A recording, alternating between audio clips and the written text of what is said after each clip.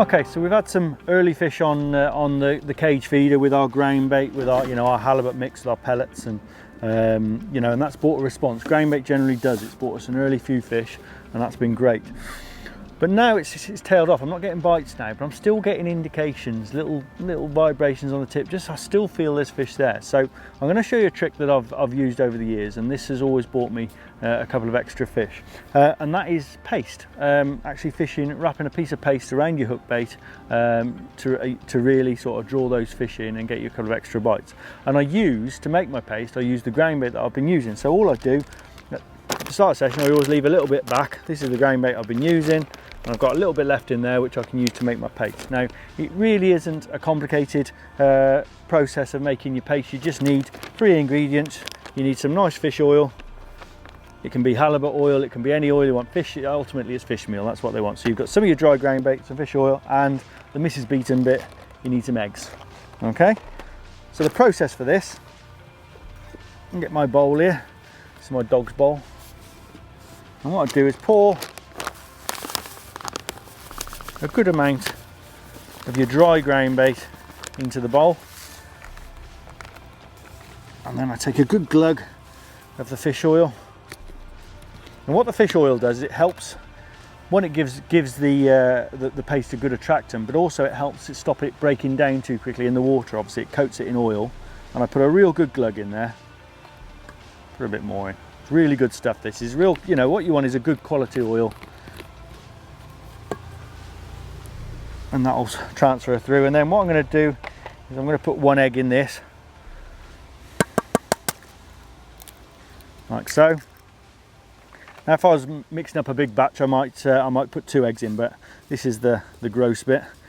Just mix it all round. And what the eggs do is they give it that stiffness. Obviously you could make a paste, as we do in other forms of fish, and you can make it just out of water and your dry ingredients.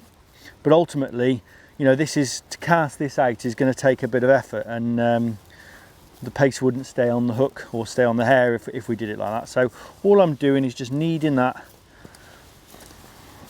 So as I'm getting that sort of consistency, getting all the oil and all the egg as transferred right through the mix. So it's getting a real sort of consistency to it. And just like when you're mixing grain bait dry, obviously that grain bait is going to absorb some of that moisture from the egg and from the oil. So what you do is get it so it's in a real good sort of even consistency. You can break bits off, you can mould them around your hook bait, create, and it's a big hook bait is that, but it's full of oil, full of the attractions. They've already smelt that grain bait, you've already been putting that in, so it just hones them in on that, and a big lump of it can sometimes get us a few extra bites. Now you can mix it on the drier side. You can put a little bit less oil and a bit more grain bait to egg ratio, and that'll give you a paste that breaks down, lots of particles come off. Or in these, in the winter, I just like a nice ball of paste that's going to stay in form and sit on the bottom until a barbel comes along or a chub and picks it up. And that's it. A couple of minutes, bit of kneading, we've got our paste ready to go. So how I fish this, now what I'm going to do now is I'm going to change my cage feeder, because we've done that and we've caught some fish on it. That big old cage has brought us some early bites, but I'm going to take that off now. I always have a snap link on my rig so I can change these things over. So I'm going to take the feeder off and I'm going to put a straight lead on. Okay, because I figure, they've seen plenty of the grain bait. We don't necessarily need to feed them now. We've got them engaged, we've got them in the peg, so let's just give them something to home in on. I use these little impact bombs because with these you can still squeeze a little bit of your grain bait mix in just for a bit of added extra attractant. There's just a little bit, just a flavour there that will float off as it hits the bottom. And this is the key part, and this is the bit where some people can go wrong, okay, with your paste, because ultimately it's a big hook bait, and big hook baits, and it's a big soft hook bait, and if it's not mounted properly, it's going to come off on the cast. So first of all, I have a hair rig, a long hair rig. Okay, so I've got a long bait band on there and quite a long distance between the bait band and the hook. That's because the ball of paste is going to form up towards the bend of the hook. My favourite bait for mounting these this paste on is a double boilie, just because of the shape of it. I just think it holds the paste around it a bit better. So all I do is just mount two 15mm boilies onto my band, like so, and that shape just seems to be able, you know, it seems really good for moulding your paste around. So all I do then is get an ample amount. I always tear off more than I need because I'm going to wrap this right up now. So I wrap it around me two boilies. It takes a little bit of working. You know, you've got to work it into the right shape. You want this to be aerodynamic so as it casts well. So it takes a little bit of kneading.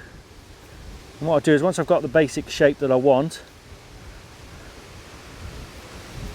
now in that form that's too big, so what I do is I just tear off a little bit at the bottom and just knead it a bit more. Just form it around until you get a nice aerodynamic ball of paste hanging away from your hook on your hair. And that now, I mean, it's a huge bait, but for a barbel's mouth that's nothing. Okay, especially in flood conditions as well, that can really be, you know, they can really home in on that and get some extra bites. But most importantly, it's firm on there. It's not going to rip off as I cast. It's a good firm bait, and if my paste does come off, you know, if a fish peck at it or it comes off some way, I've still got two boilies underneath. I've got a hook bait on there, and that will hopefully get us a couple of extra bites. So I'm going to cast this out and see if it works.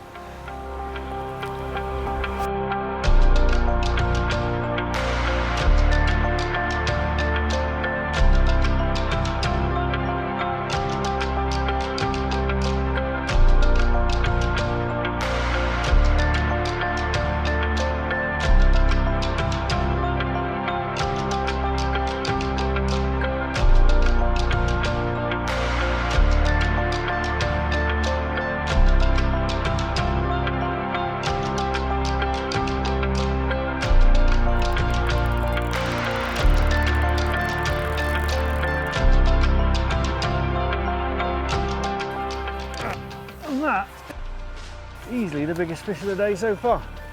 That's a beauty.